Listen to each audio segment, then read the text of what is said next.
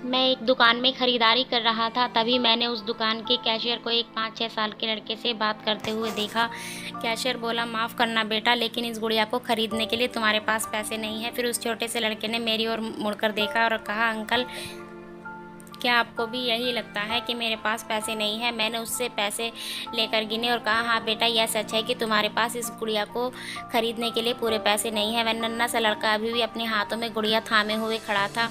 मुझसे रहा नहीं गया। इसके बाद मैंने उसके पास जाकर उससे पूछा, यह गुड़िया किसे देना चाहता है? इस पर उसने उत्तर दिया कि वह इस गुड़िया को अपनी छोटी बहन को जन्मदिन पर उपहार में देना चाहता है। यह गुड़िया पहले मुझे मेरी मम्मी को देना है, जो कि बाद में जाकर मेरी बहन को देंगी। यह कहते कहते उसकी आंखें नम हो आई थी।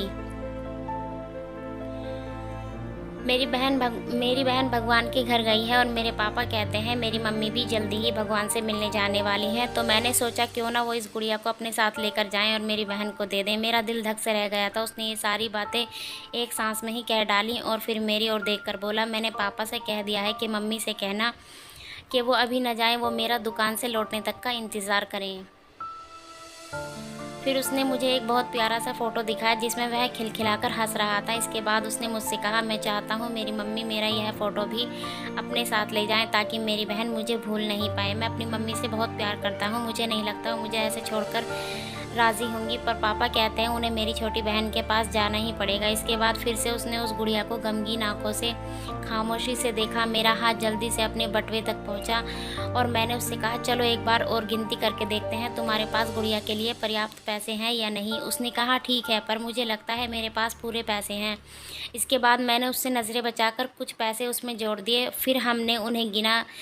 ये पैसे उसकी गुड़िया के लिए काफ़ी थे या नहीं? कुछ पैसे अतिरिक्त बच भी गए थे। नन्हे से लड़के ने कहा, भगवान का लाख लाख शुक्र है मुझे इतने सारे पैसे देने के लिए। फिर उसने मेरी ओर देखकर कहा, मैंने कल रात सोने से पहले भगवान से प्रार्थना की थी मुझे इस गुड़िया को ख़रीदने के लिए पैसे देना, ताकि मेरी मम्मी बहन को दे सके, और भगवान ने मेरी बात सुन ली। इसके अलावा मुझे मम्मी के लिए एक सफ़ेद गुलाब ख़रीदने के लिए भी पैसे चाहिए थे, पर भगवान ने तो मुझे इतने पैसे दे दिए हैं कि मैं अब गुड़िया के साथ साथ एक सफ़ेद गुलाब भी ख़रीद सकता हूँ। मेरी मम्मी को सफ़ेद गुलाब बहुत पसंद है। फिर हम वहाँ से निकल गए। मैं अपने दिमाग से उस छोटे से लड़के को निकाल नहीं पा रहा था। फिर मुझे 2 दिन पहले स्थानीय समाचार पत्र में छपी एक घटना याद आ गई, जिसमें एक शराबी ट्रक ड्राइवर के बारे में लिखा था, जिसने नशे की हालत में मोबाइल फ़ोन पर बात करते हुए एक कार चालक महिला की कार को टक्कर मार दी थी, जिसमें उसकी 3 साल की बेटी की घटनास्थल पर ही मौत हो गई थी और वह महिला कोमा में चली गई थी। अब एक महत्वपूर्ण उस परिवार को ये लेना था कि महिला को जीवन रक्षक मशीन पर बनाए रखना था या नहीं, क्योंकि कोमा से बाहर आने के लिए स्वस्थ हो सकने की अवस्था में वह नहीं थी। क्या वह परिवार इसी छोटे से लड़के का था?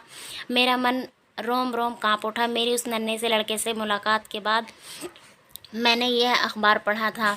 वह महिला श्वेत धवल कपड़ों में थी, अपने हाथ में एक सफ़ेद गुलाब और उस छोटे से लड़के का वह फ़ोटो लिए हुए उसके सीने पर रखी हुई वही गुड़िया। मेरी आंखें नम हो गईं।